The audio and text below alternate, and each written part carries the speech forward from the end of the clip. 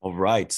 Welcome in, everyone. You're listening to Bulls Central. I am joined with a very special guest who has been kind enough to take time out of his day to meet with us Bulls fans. He's had an extensive career in the field of journalism, covering college basketball, as well as over a decade covering the Oklahoma City Thunder. He's also the author of 100 Things Thunder Fans Should Do Before They Die, which I do have some questions about that. But you know him as the Bulls beat writer covering the Bulls for The Atlantic. It is my pleasure to introduce to you Darnell Mayberry of The Atlantic. Darnell, thanks for coming on the show. Great to have you.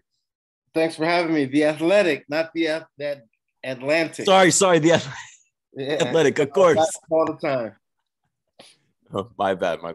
Now, Darnell, it's always a treat for me to be able to talk to you guys in the media who are in the thick of covering the Chicago Bulls. You guys travel with the team, you meet with the players and the coaching staff regularly, you attend practices.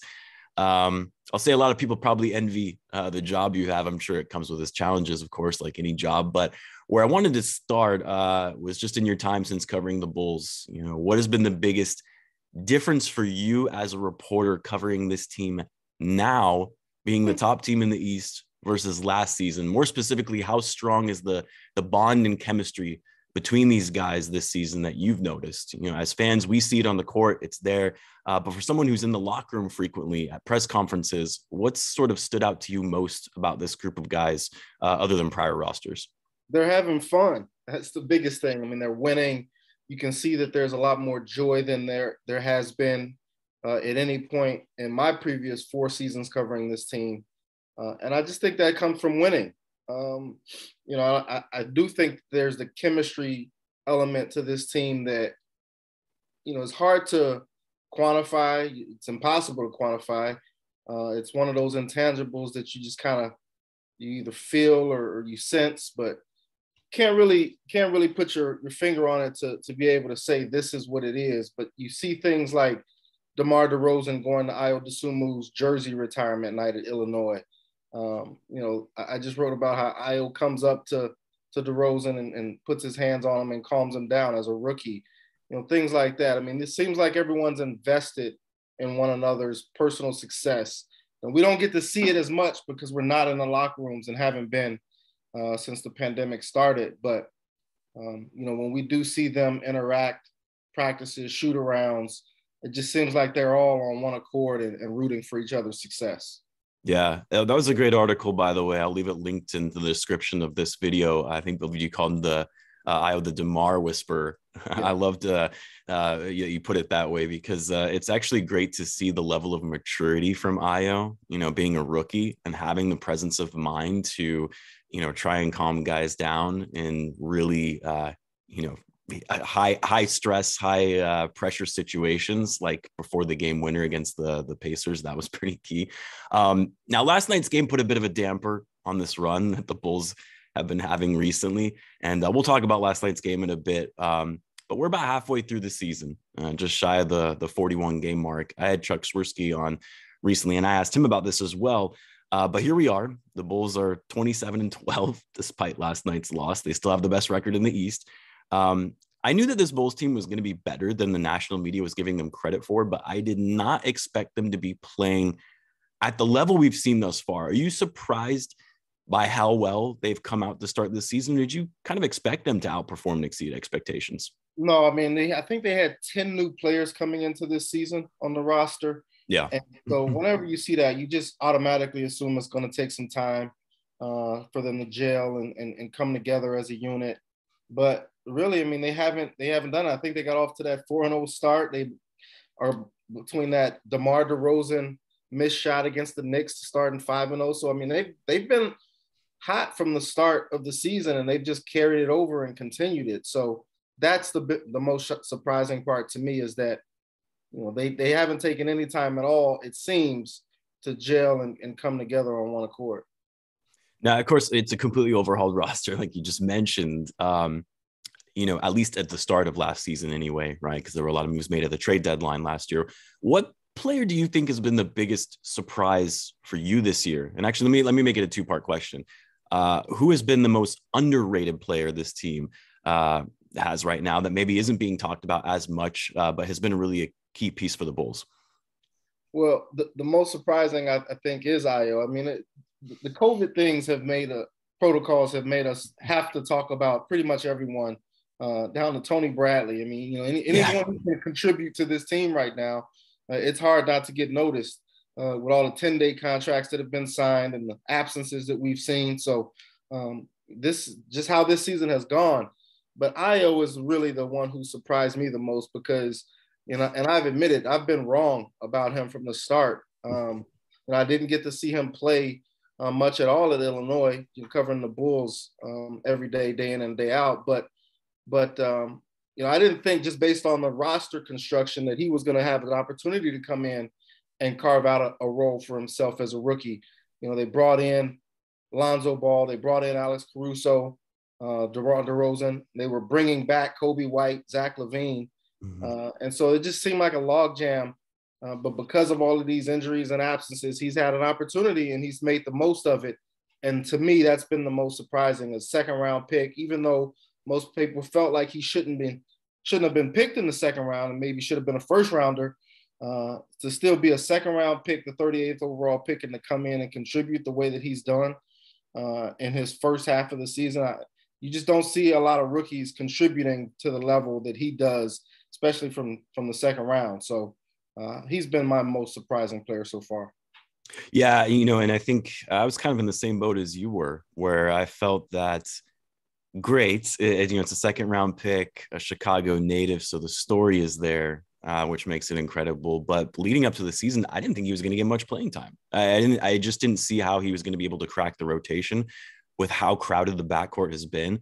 Like you said, taking advantage of those opportunities, with guys being out due to protocol. Obviously, Coby White missed the beginning of the season, and he's just shown up incredibly well. And I love it's just been a huge key piece to this team and what they've been able to add to an already great roster.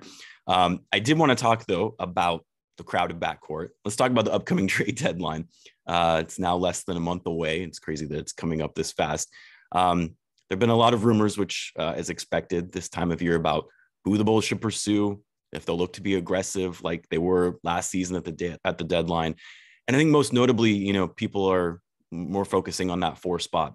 Are they going to address that lack of limited depth in the front court, which was on display last night? What's the latest you're hearing from the front office and how they'll be approaching this year's trade deadline? Do you expect the Bulls to make big moves, or, do you think that they'll just more or less stay put? And given the team has already been able to perform well, even without having a true power forward.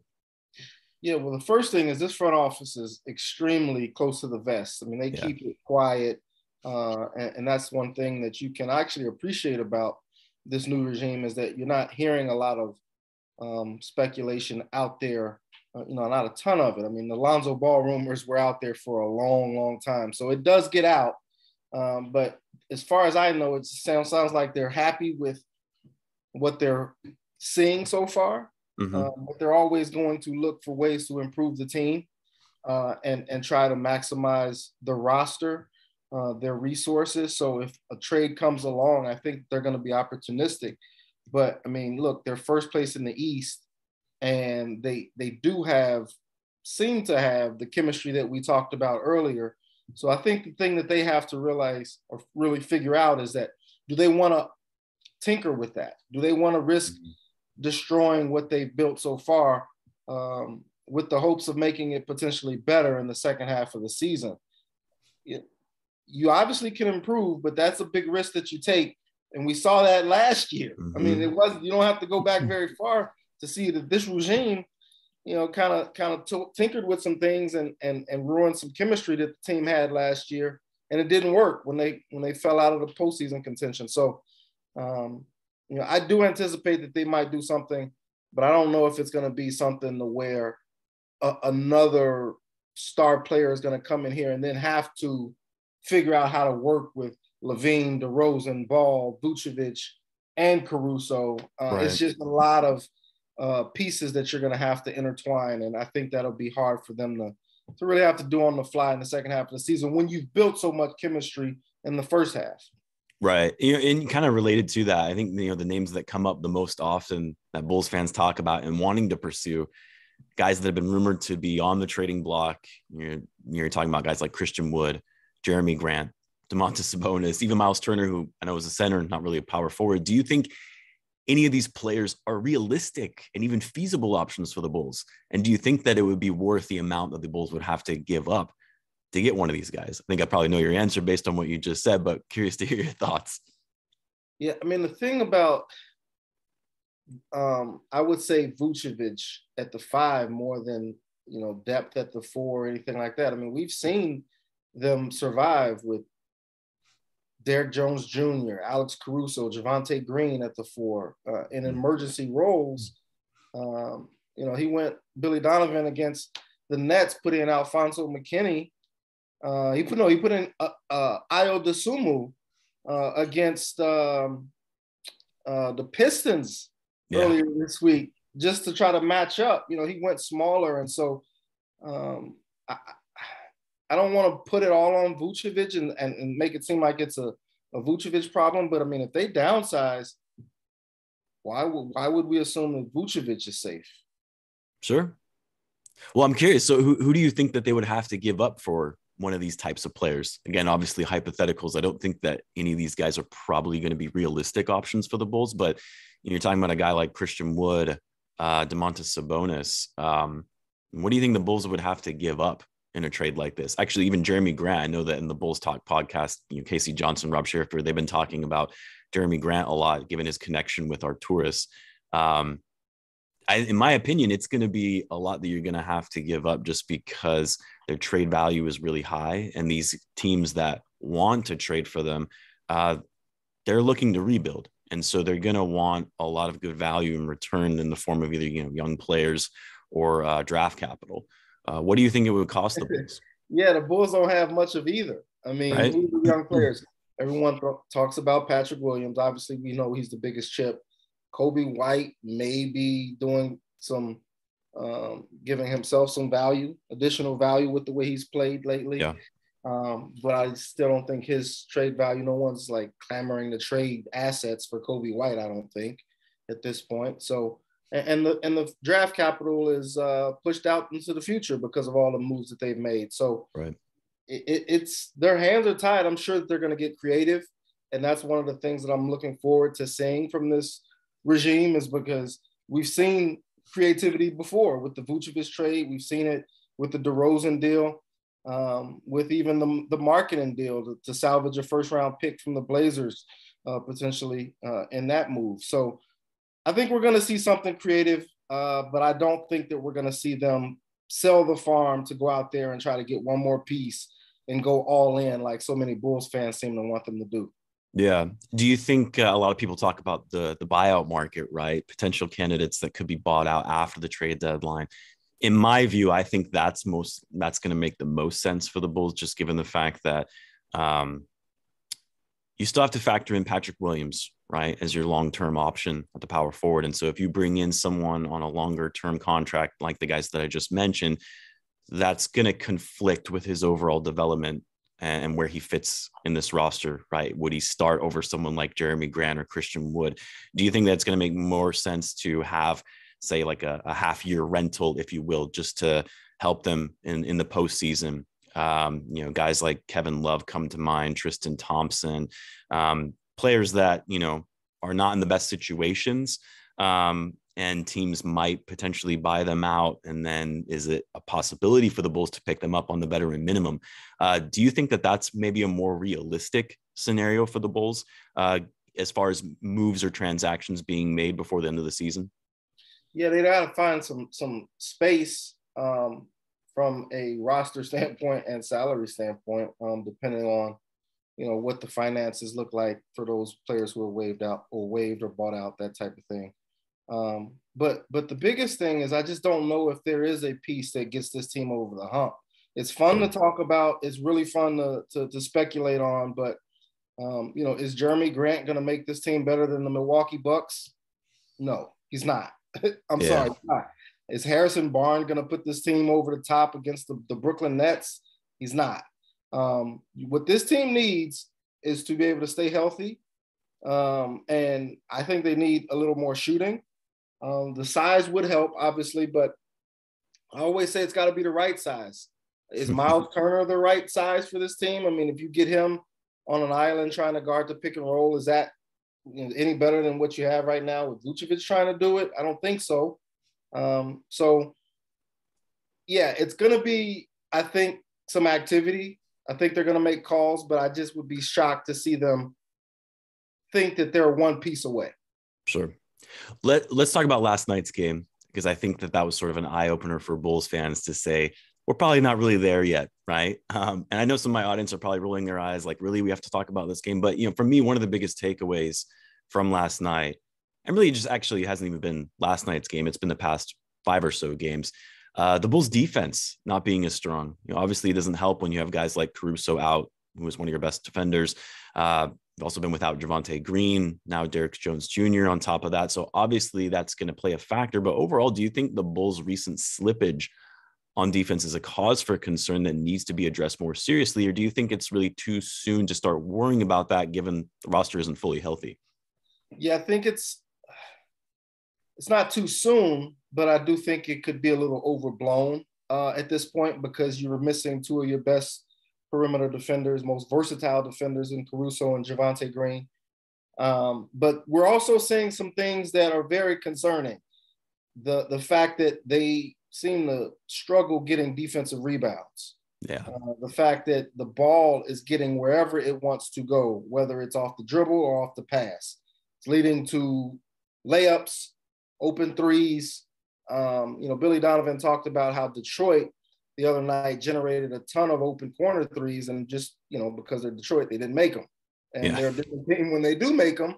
But on that night, they didn't make them. And they're living and getting away with a lot of things defensively, getting back in transition, not boxing out, fouling, all of these different things that we're seeing consistently and repeatedly. And it's been a long time since Alex Caruso has played. And so you've got to find a way to overcome that. For a while, they were missing Lonzo Ball. Now they're missing Javonte Green and Derrick Jones Jr. You're missing some key pieces to your defense, but there are also things that Billy Donovan has said are inexcusable and cannot continue. And those are the things that you want to see them clean up defensively, with or without the Alex Carusos and Javonte Greens of the world. Sure. You mentioned Derrick Jones Jr. I did want to talk about him. Obviously, we saw him go down with a bad injury last night where he had to be helped off the court, didn't return to the game. Has there been any update on the status of, the kind of injury he sustained and how long he could potentially be out of the lineup? No updates, but if you saw it on the broadcast, it didn't look good the way he walked off the floor into the locker room. He looked like he was in obvious pain. I'm expecting that update to come probably today, that, he's going to miss some time probably. I'd be shocked if he doesn't, not to speculate too much, but it just didn't seem like it was a good injury. So I expect him to be out for a little bit. Yeah. I mean, I'm kind of expecting the worst. It sort of reminded you very similar to, what we've seen from players that injure that knee in that way. Sometimes they're out for the rest of the season, depending on, what they've torn or sprained, whatever it might be.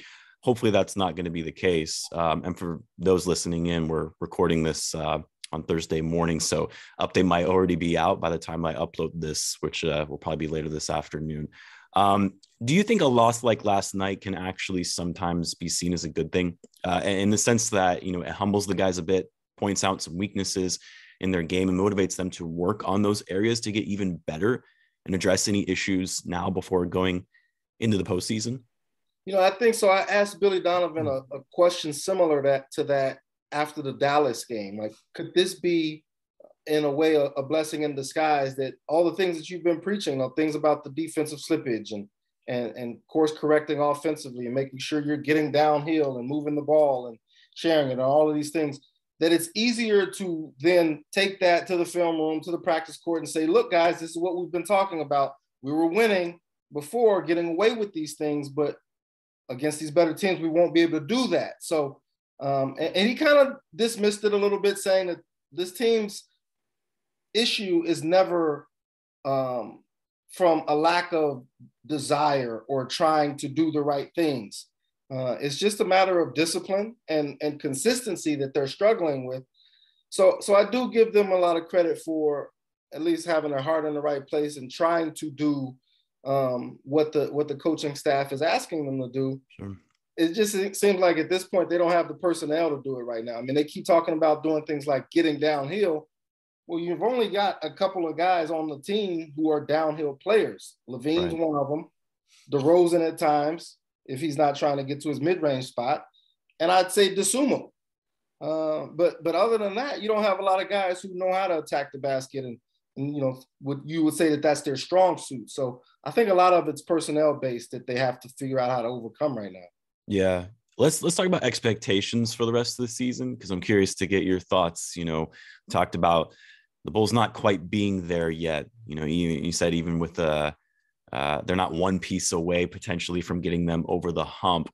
They're first in the East right now. Where do you expect to see this team finishing the season, the regular season in the East, and going into the postseason? What do you think is their ceiling? Yeah, I think at this point, you're the top seed midway through the season. I think it'd be a disappointment if they slip below top 4 seeds.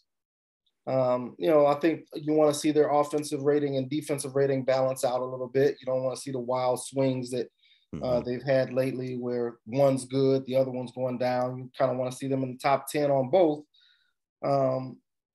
But those are the two things. I mean, if they can maintain top 10 rating offensively and defensively, and then also maintain a top 4 seed, I think the season is a success. Absolutely. What do you think they need to do long-term as far as really being considered a title contender? They need to re-sign Zach Lavine, by any means necessary. I mean, he's going to get a max contract offer. The Bulls would be wise to retain him.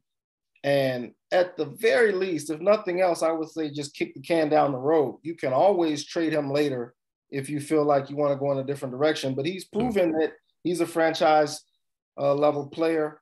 You got some help around him, and now you're seeing just how great he can be for your franchise. So I would re-sign him and then just continue to try to get some young pieces in here, some young athletic players who can help fortify the roster. And I think they're on the right track. I mean, we're seeing this front office be aggressive and really hit more than they miss. So if they continue to be aggressive and really fortify the roster the way they have the last season and a half, I think they're going to be in good shape. Yeah, you mentioned the front office. I actually did want to ask you a question about this new front office, maybe not so new anymore, but for you as a reporter, what has it been like covering this team, interacting with the front office versus the Garpax era?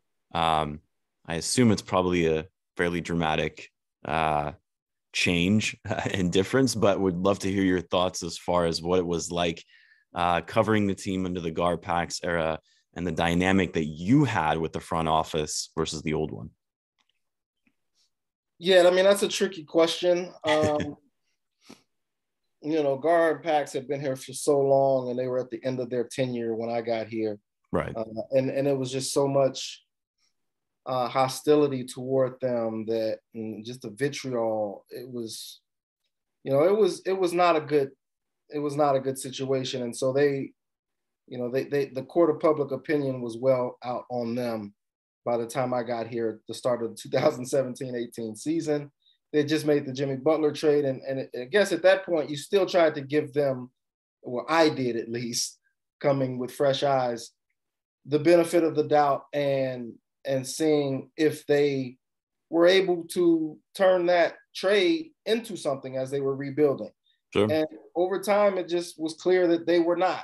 And the coverage, the questions, the interactions generally became about that. And, it could be contentious at times. And now I think the difference is you've got this new regime in here who has come in and said that they want to do things a certain way. And by and large, they've done that. And the coverage can be a lot more positive. I think the one thing that they've done that kind of went against what they said that they would do was they said they wanted to grow slowly and build through the draft and that sort of thing. And then they make the Vucevic trade and accelerate the process. So I don't think anyone's complaining about that, but I do think that's a slippery slope that if you continue to try to push all your chips in, then you could finally see yourself being short-sighted and probably hurting yourself long-term if you're not careful. So I am curious to see how this regime manages that going forward as they continue to try to win now.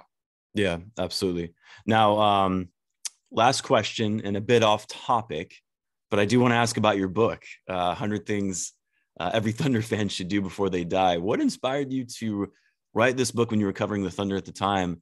And can we expect a similar type of book for Bulls fans in the near future now that you're covering this team? Yeah, it's a series done by Chicago-based Triumph Books, and I was just approached with the opportunity. So there is a Bulls book out there already in the same series, the same title. So okay. Yeah, they do it for so many different teams, not just in the NBA, but in other sports as well. So, I just was presented with the opportunity and never really considered writing a book, but it was a fun process. And, so much happened with that Thunder team that I enjoyed really recreating and those memories, reliving those memories and putting it all in a book form. Yeah. And you started there right around the time they went to Oklahoma City, right? After they moved from Seattle. Is that correct?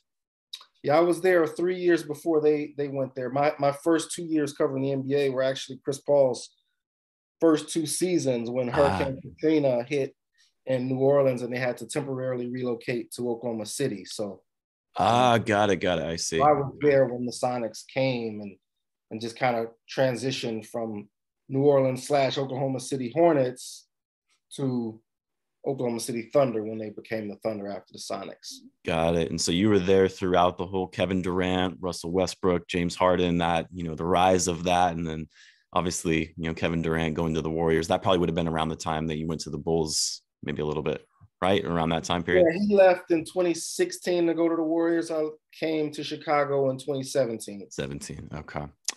Anyway, Darnell, I cannot thank you enough for taking the time out of your day to meet with me. And of course, all of us Bulls fans, we really do appreciate it. Keep up the great work, stay safe on all your travels, and best of luck for the rest of the season. Thank you, man. Appreciate you having me. Best of luck to you going forward as well. Thank you. I appreciate that.